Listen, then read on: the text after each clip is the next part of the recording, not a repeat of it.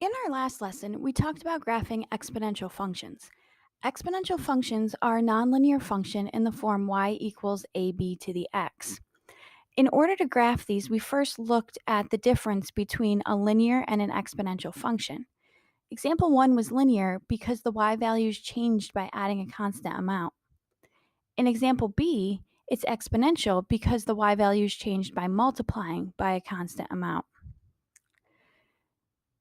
The next thing we did was we evaluated a function by substituting a value and following order of operations, remembering that we had to do exponents first and then multiply. Then we started graphing. When we graphed, we made a table of values. And for the most part, we did -2 to 2. When we did -2 to 2, -2 and 2 weren't always very helpful because we did 2 times 3 to the x. So -2 gave us 2 ninths, where 2 gave us 18. So 2 ninths was really small and 18 was really big. So those may not necessarily always be that helpful in graphing because they're off the grid or too small. But what is really helpful is drawing the asymptote at y equals 0. Remember, there's no value of x that we could substitute into the equation that would give us a negative value. So that's why we have this asymptote here at 0, because our graph won't drop below it. It will only be below the asymptote if the a value is negative. So here we had a -2, and so the graph flipped over and it was upside down. So the domain for all of these is always -infinity to infinity. The range for the first one was 0 to infinity, and the range for the second one was -infinity to 0. We graphed a couple more equations together, and we saw that if we had 1/3 or a negative exponent, then our graphs went down. So this one started on the left and went down to the right. And this one is the reflection of that, so it flips over the x-axis and goes up. So the domain for both of these still -infinity to infinity, and the range for the first one was 0 to infinity, and the second one was -infinity to 0. Now, from here, the graphs can get a little more complicated because we can put in values that will shift the graph left and right and up and down. If you remember x minus h, if you remember x minus h, the h is going to move the graph right or left. And if it's a minus in front of the number, it's going to move the graph to the right. And if it's a plus, it's going to move the graph to the left.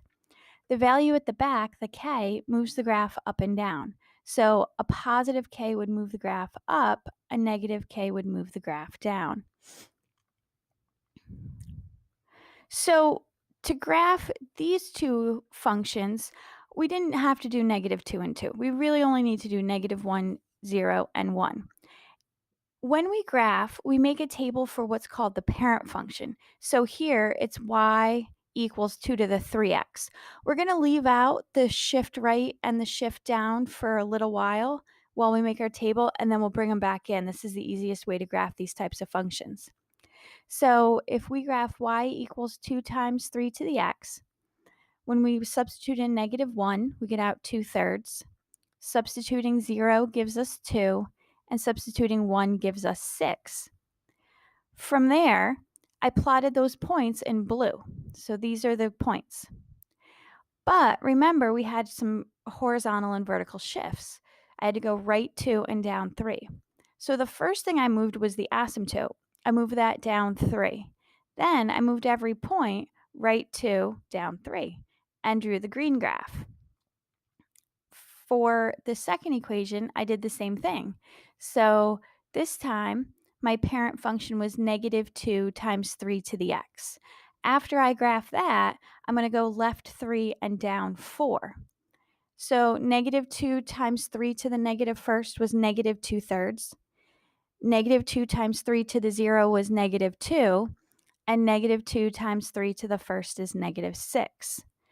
Now, I graphed those in blue, including my asymptote. Then I went back and I was like, okay, well, now every point needs to go left 3 and down 4.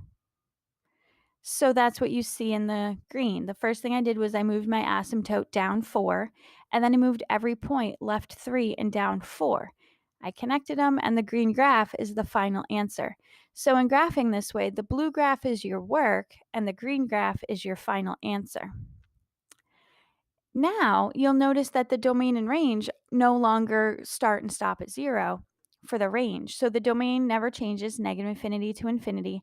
And the range in this one starts at the asymptote, -3, and then goes up to infinity. For the second one, the range is negative infinity to -4, where it stops at the asymptote. So just a quick little recap.